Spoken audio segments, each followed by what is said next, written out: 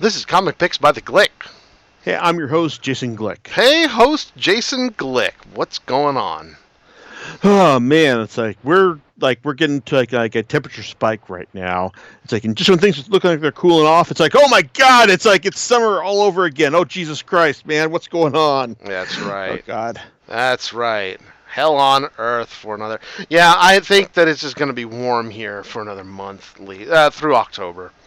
I'm Absolutely. guessing. That's Just what it feels like. It's one of those come again. So what do you have on tap for us tonight? okay. Something absolutely cooler. I am talking about a creator who I've been following for a little while. It's like who's done some really interesting nonfiction stuff, and that is Box Brown. He is a it's like Ignaz and Zurich like award-winning cartoonist who has done three original graphic novels that I have thoroughly enjoyed, and one collection of nonfiction that is, well, it's like I got I enjoyed at least one of the stories from it. So there you go. But Brox Brown's three like major graphic novels, the ones that I'm going to tell you right up, I think they're all worth reading. They're about Andre the Giant, Andy Kaufman, and Tetris. So there you go. But to start off in chronologically at least, Andre the Giant, Life and Legend, is a story like of the famous wrestler, and it's like you either know him from his legendary wrestling career, where he was like the legendary like giant strong man who towered over all of his foes in the ring. It's like who was eventually body slammed by Hulk Hogan in a it's like a famous WrestleMania match, or like his or his great performance in the Princess Bride, which if not the best performance by a wrestler in a movie, is at least the best movie starring a wrestler. So I'll go to the mat on that. I love the Princess Bride, and Andre the Giant was perfect in that. So, but Life and Legend is basically it's not really a it's like a narrative, at least. It's basically a collection of lots of little anecdotes it's like of Andre's life, whether like it was the time that the playwright Samuel Beckett drove him to school. It's like, or when he was working as a mover. It's like, and was able to just carry cribble stuff up the wall. It's like up the building, or when he met a hooker and she told him about how he'd be a great wrestler. It's like, and there you go. It's like, and it's like, and how that eventually led to him just going that. It's kind of like a crazy thing, but it eventually did lead to him like gaining international fame, and also a doctor's examination in Japan, which basically revealed his terminal medical condition, acromegaly, which is when your pituitary gland doesn't stop secreting the growth hormone. So basically, yes, you will become like a giant among men, but you are also condemned to dying at an early age because the body can't support like this. It's like this way, like this growth. But Andre, like he took it in his stride. It's like, and it's like he leveraged this to become a legendary wrestler, and also help like gain fame to the to the WWE, back when it was the WWF. It's like as well. It's like, and one of the fun things about the story is how Brown gets into the backstory of wrestling, talking about because on one, it's easy to say wrestling is fake, but that's not the point. I mean, the wrestling is kind of like performance art that gets people involved in this in the action that's going on in the ring. It's calculated commercial storytelling that's designed to evoke maximum emotion. It's like in the audience, in its participants. It's like, and I'm not really a wrestling person, but the thing is, like, a lot of the as a big comics fan, I realize that the fandom of comics and wrestling intersects a lot. So it's like I've like gotten to know more about wrestling than I would have otherwise. But so listen to so see, when you say that okay, wrestling is fake, I was like, yeah, sure, but it's like as long as it's delivering good compelling stories, then there's really no problem with that.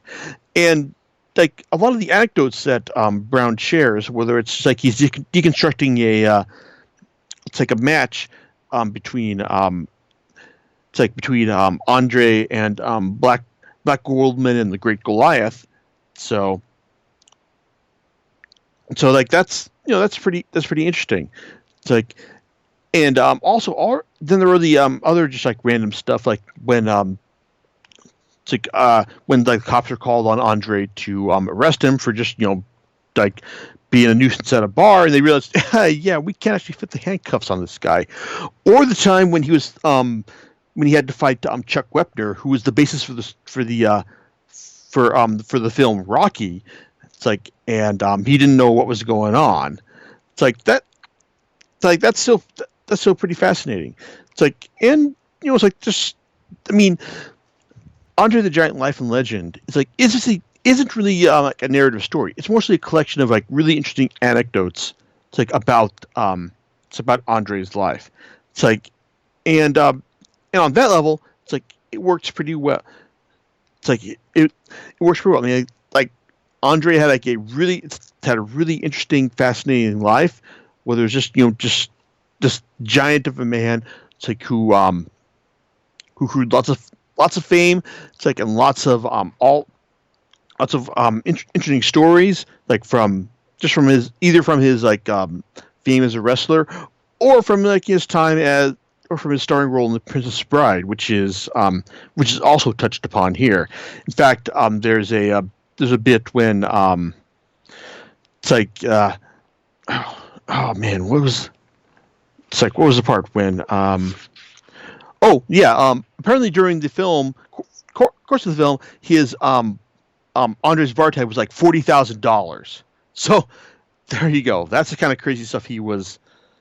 It's like it's like that he inspired while working on the film, or just the fact that there are some times when one of the stars of the film, Robin Wright, she was really cold, and Andre just put his hand over her head to warm her up, and yeah, it's like it's just so weird that it was true.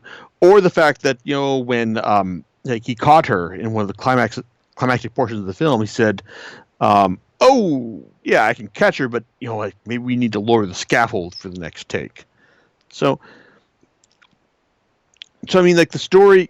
So I mean, it's just like Life and Legend is like this. It's kind of a ramshackle tale, but it's one that gets by simply the fact that Andre lived a very fascinating life, and Brown like does a good job in just conveying like the many varied tales of his of his life. It's like, and there you go. So like I enjoyed it. I mean, no, it's not a coherent story that that leads into like that lends itself to like a conventional narrative. But it's like it's pretty entertaining in and of itself. So there you go. Now, I want to jump ahead a bit for his third graphic novel, and that's Is This Guy for Real? The Unbelievable Andy Kaufman. Now, if you're familiar with Andy Kaufman, you know about his penchant for messing with people's perception of reality. It's like, and just wondering, like, wait a second, is this guy serious? Like, is what he's doing actually believable, or is he just fucking with us? That's kind of communicating whether he was like trying to convince us, that his performances as lounge singer Tony Clifton were actually real, or if that sequence in What Fridays was where he like addressed the audience was was in character was believable. So it's like Kaufman is a guy who loved to mess with people's perception of reality. And if you've got if you've heard anything about his story, it's like then there's some of the stuff at the begin, especially at the beginning, is gonna seem pretty familiar. It's and kind of repetitious. Thing is though, it's that instead of provide while Brown does provide some a fairly perfunctory story of Kaufman's early years, it's in later years as well, where the story really breaks new ground as far as I'm concerned is in detailing Kaufman's affection for wrestling. Now, Kaufman was an infamous wrestler for the fact that he was he was kind of the intergender wrestling champion and how he proclaimed himself women could never wrestle as good as a man. It's but it's does this volume make, as this graphic novel makes clear, this is all put on. It's it was just him playing the total heel type character that he had seen before. It's in many other wrestlers. And it's also acknowledged that Kaufman really liked women wrestlers, and that there was a lot of preparation beforehand to make sure that his arousal during these fights was not made clear. So there you go. But the real interesting meat of the story is in his relationship with Jerry Lawler, who was a famous Memphis wrestler. It's at the time, and someone who understood what Kaufman was going for. It's and could understood that hey, that what he was doing was both part of wrestling and could be good for the sport at least. It's his feud with Lawler is examined in great detail here, just from his his taped taunts to Lawler's crew in Memphis, and and also the infamous Lawler punch. On David Letterman. It's in the early '80s. In fact, it was also mentioned that the whole Kaufman Lawler feud was the first time that people had actually really believed that that something in wrestling was genuine for a good long while. It actually done more to elevate interest in the sport than anything at the time. Even if the Kaufman biography stuff is fairly straightforward and familiar, it's this. I think this volume is interesting, if for nothing else, than for attaching how Kaufman's love of wrestling and how it influenced his his stand up and his performance art as well. It's probably not a good comprehensive take on Kaufman, but for the one specific area that it does zero in on, it's definitely worth your time. Now, but it's I guess, well, so I said, I think Brown's three main graphic novels are really worth your time if you can only buy one. Buy Tetris, the games people play. This is an illuminating story about he does try to make some points about how people like the importance of play and competition in people's life, but the real compelling story more than anything else is how he fully illuminates the story of how Tetris came to the world, how it was first developed by a Russian programmer, Alexei Pajitnov. It's in the mid '80s. And it eventually spread throughout.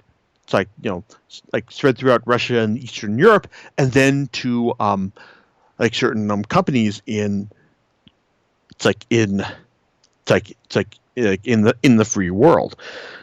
And but it's also the he digs deep into how the like it's like how some of these companies like thought they had the rights to it, but then find out that they didn't.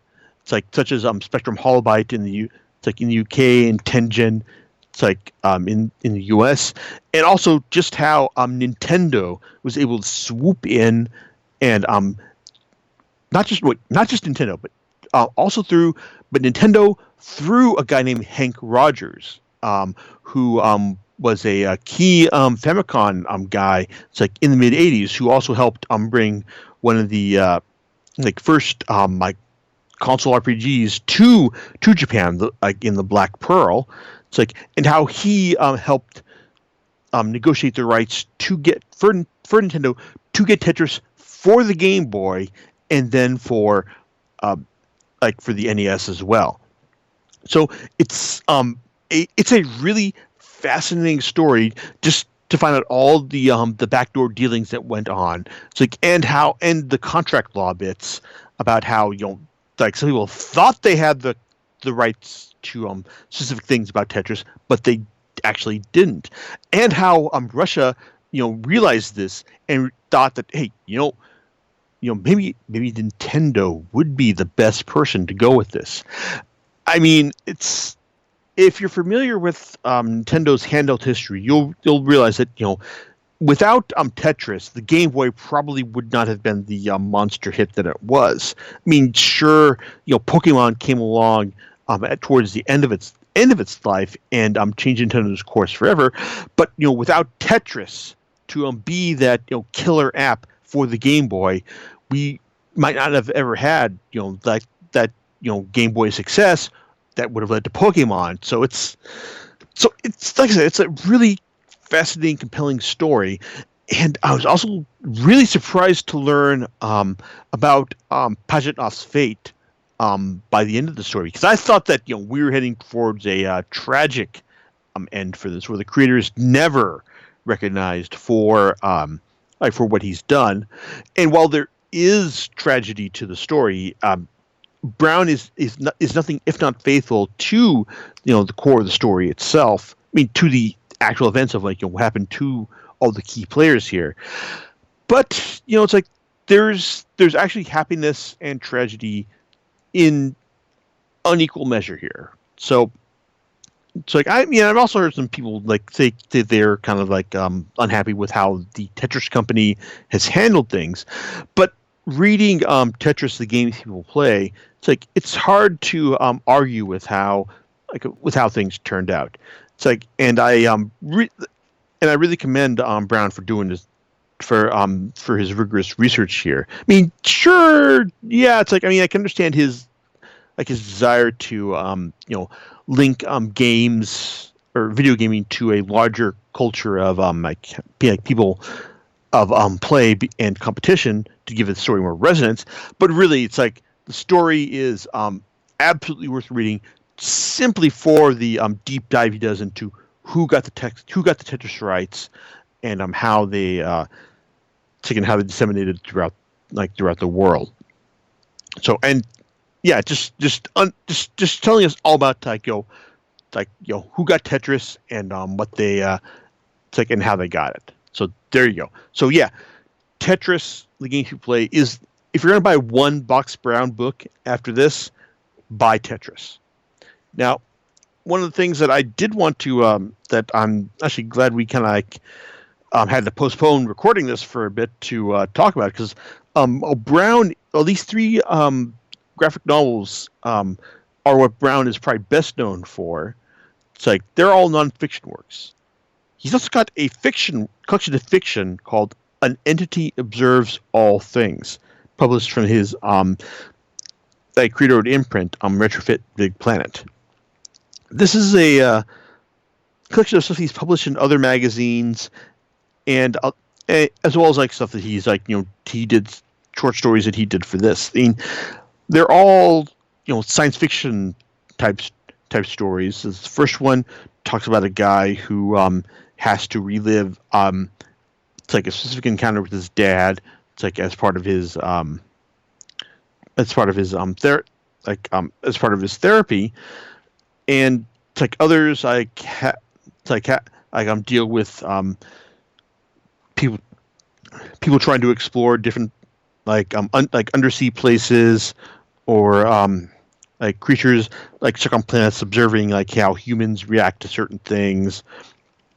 It's like it's fairly standard, like all comic stuff. That's it's different. I mean, like as someone who admittedly consumes lots of superhero stuff as his main diet, it's like I can appreciate like Brown's efforts to do stuff differently here, but was it necessarily better than some of the stuff that I've just read recently? Um, on one hand, I have to say no, because it's just kind of like different but vaguely depressing. And okay, yeah, I can understand like if we want to leave stuff up to ourselves to like figure things out, but still, it's like it's not entirely satisfying that way. To be honest, like the story that really got me interested me the most was the second one, Mundo Jelly, where a guy is recording a podcast on it's like on a foreign planet where where Star Warriors fought like or mecha fought against aliens, and left this like weird jelly type substance. It's like on the planet, and this guy's gonna try to consume it with waffles, like for purposes of science. I mean, this is probably the one that like has the most human engagement out of all the stories in the volume. Just this guy, trying to figure out, like what's this, like what, like, it's like is this is this taste of this so delicious that it'll kill me? Like I have to find out. It's the most, like I said, it's the most relatable of the bit, and like the most, to be honest, the most humorous and entertaining of them. So yeah, it's like I really wanted to pick this up because I was wondering, like, oh, wait a second, he's probably done more than just these 3 graphic novels. So, but as far as like an entity observes all things, like, to show that his fiction is to show that Box Brown's fiction is more entertaining and compelling than his nonfiction. To be honest, not really. I mean, I'm not upset that I bought it. I mean, I'm kind of glad that I picked it up, if only to have like a reference point for like what he does for his fiction versus his nonfiction stuff. And it's like like I said, it's not bad. I mean, if his next project is going to be like a straight up fiction, like, or even a multi-volume fiction work, then I'd pick it up. Just just to see, just on the basis of the fact that his like his nonfiction stuff is still great. I mean, like he's clearly not a prolific writer, but he's definitely one that I'm going that I want to like know more about. It's like, I mean, he's picked some really interesting subjects to like to follow so far, and as far as like whatever fiction he does next, well, it's like I said, it's an entity observes all things isn't bad, but it's not as good as nonfiction stuff. I'd still want to pick up like whatever fiction stuff he does, just to see if he can like eventually match the quality of his nonfiction. But in the end, though, it's like Andre the Giant, is this guy for real, and are both worth buying, as it, and definitely is Tetris, because Tetris is like the best of them, but all 3 of his nonfiction works are definitely worth adding to your library. So there you go. That's my thoughts. John, it's like I know you're still out there, so any thoughts on your end? No, sounds like I need to go and check those. Sounds like some good recommendations. So I think it sounds fascinating, to be honest with you. Yeah, it's like get Tetris, or else maybe it might wind up as part of your Christmas gift. I don't know. So you know what you're going to be talking about next time. Yes, it's the kind of probably, unless I decide otherwise, it's most likely going to be a Kill or Be Killed, the latest joint from Ed Brubaker and Sean Phillips. All right, we'll catch you next time on Comic Picks by the Click. Right, laters.